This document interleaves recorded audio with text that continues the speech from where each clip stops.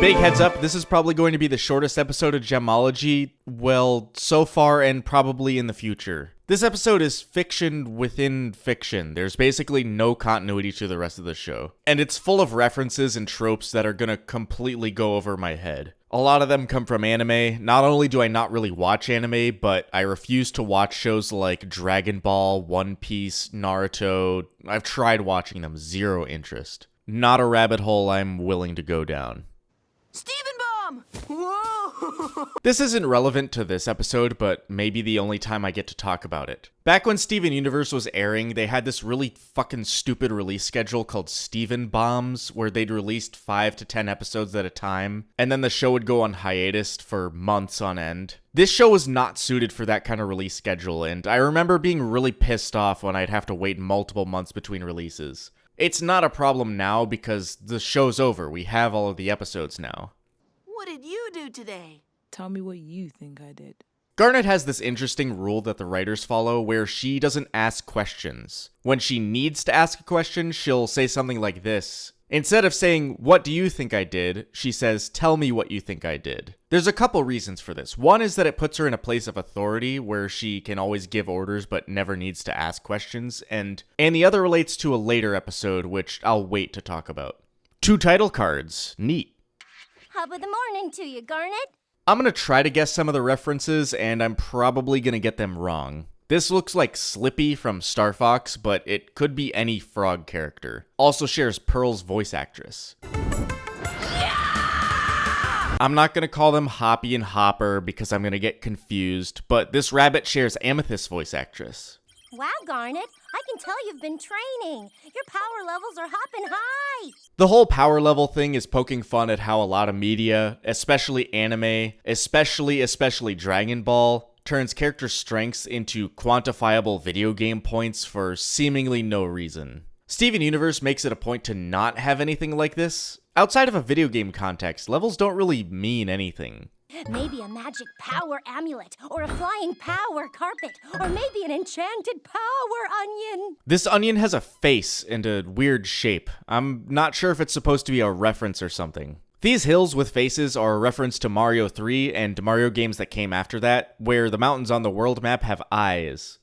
Haha! Thank you for saving me! Ringo actually shares a voice actor with Ronaldo, kind of an obscure fact. He's got an onion ring theme going on instead of fries. He used the power of the gem to banish me from my own shrine.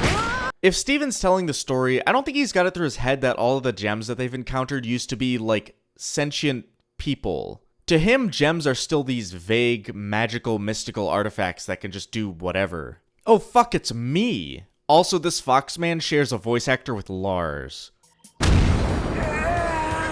you want the gem, you'll have to defeat me. I don't know anything about Sonic, but I think the gem is supposed to be a reference to Chaos Emeralds. Magic gem that gives you superpowers. That's the only thing I can think of. Infinity Stones, maybe? Those are really small, though.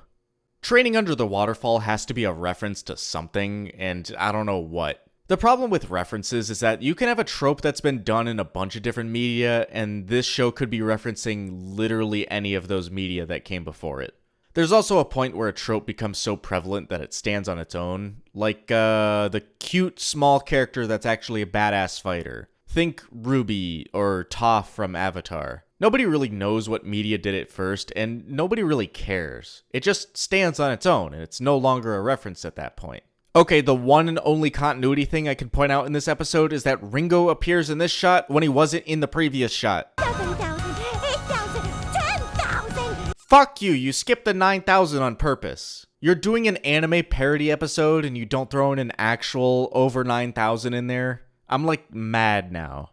These Korean letters mean beauty. God, I wish I had some more insight for some of these. You don't even realize how much I had to look up for this episode. Okay, this is a Sailor Moon reference. I know that. I haven't seen the show, but I know their bodies turn into glowing, seizure-inducing rainbows when they transform or whatever. There's a trope that stands on its own. Characters getting bandages and casts for injuries they got like one shot ago. Garnet's gems are missing. The one time they actually draw her with fingers instead of circle hands, they forget her gems. Whoa, weighted hair? Weighted hair is a reference to the weighted training clothes, also probably from Dragon Ball. Bald Garnet is also very strange. I don't know what else I'm supposed to say about that.